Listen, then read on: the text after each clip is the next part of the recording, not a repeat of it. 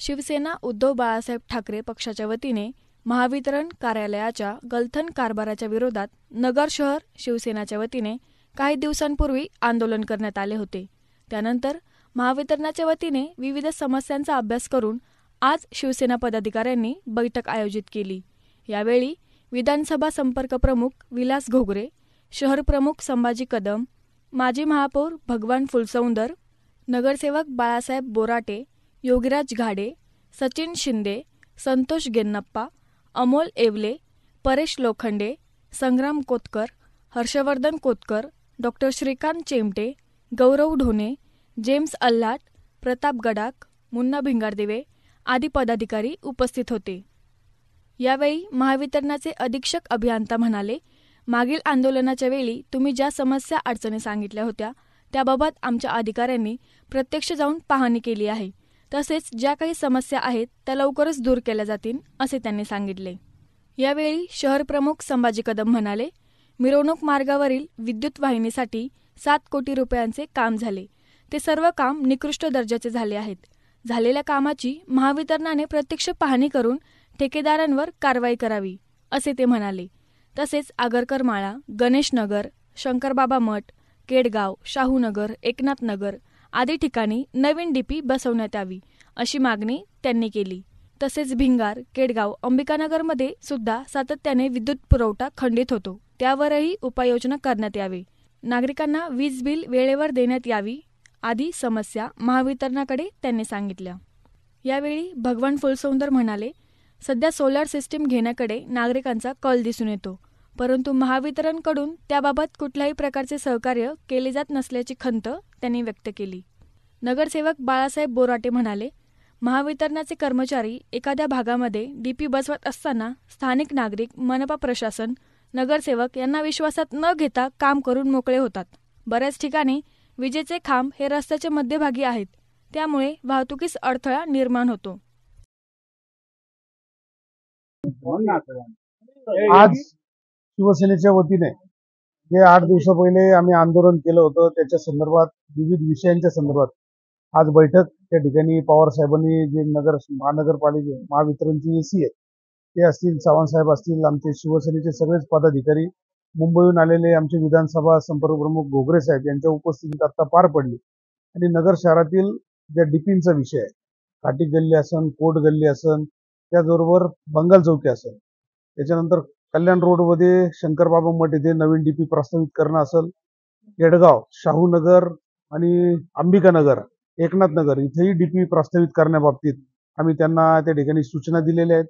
आणि निश्चित या कामांमध्ये गती येऊन लोकांना त्या ठिकाणी फोन न उचलणं, अवेळी लाईट जाणं याच्या संदर्भात ज्या तक्रारी होत्या, त्याचबरोबर नगर शहरातील सगळ्यात महत्त्वाचा असलेला गणपती विसर्जन मिरवणूक मार्ग ज्याच्यासाठी 14 कोटी रुपये मंजूर झाले आणि कामाला सुरुवात होऊन ते 7.5 कोटीचं काम करून ते सगळे पैसे वाया गेले आणि अत्यंत चुकीच्या पद्धतीने खरं तर त्या ठिकाणी त्या कामाचं नियोजन झालेलं होतं.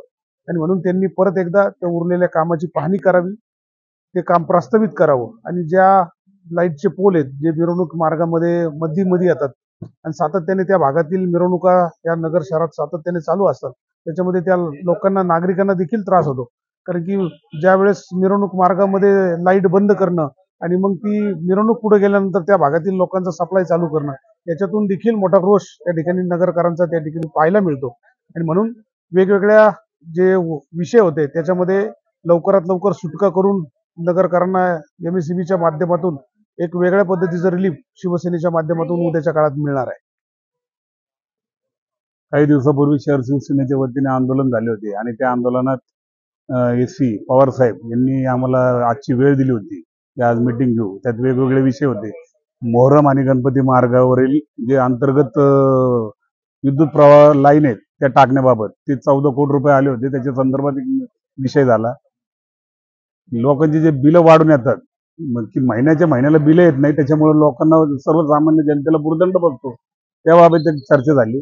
दुसरे जे डीपी आहेत गावात जे येणार आहेत, काही खाटी गल्लीतले असो, कोर्ट गल्लीतले असो, त्या डीपीच्या बाबत पण चर्चा झाली. आणि त्यांनी अजून वेगवेगळ्या विषयांवर चर्चा झाली की त्याच्यामध्ये इंडस्ट्रीयल जे मीटर घेतो आपण, तर त्याच्यामध्ये जे 3,000 रुपये रेट लावतो ते त्याच्या बाबतीत पण चर्चा झाली. तर त्यांनी तो नियम शासनाकडनं झाल्याचं सांगितलं. पण बाकीचे जे विषय आहे ते पॉझिटिव्हपणे सोडण्याचं त्यांनी तयारी दाखवली आणि त्यांना आम्ही सबस्टेशन वाढवण्याचा एक विषय घेतला.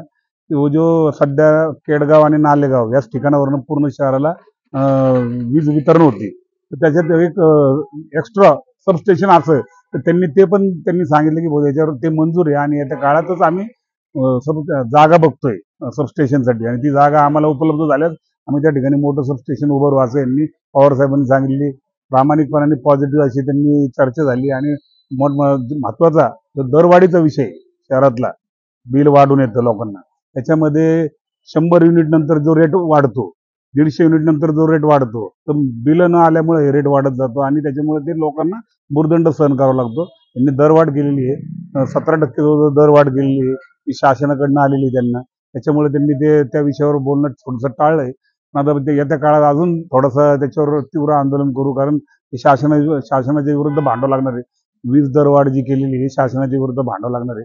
पण जे स्थानिक लेवलचे जे मुद्दे होते की पाणी सुटण्याच्या टायमिंगमध्ये आमच्या मध्य गावामध्ये पाणी ज्यावेळेस सुटतं महानगरपालिकेचं त्यावेळेसच लाईट जाते त्याच्यावर पण ते सोल्युशन काढतो म्हणले तातडीने. अशा वेगवेगळ्या मुद्द्यांवर चर्चा झालेली आणि त्यांनी पॉझिटिव्ह चर्चा केलेली आहे.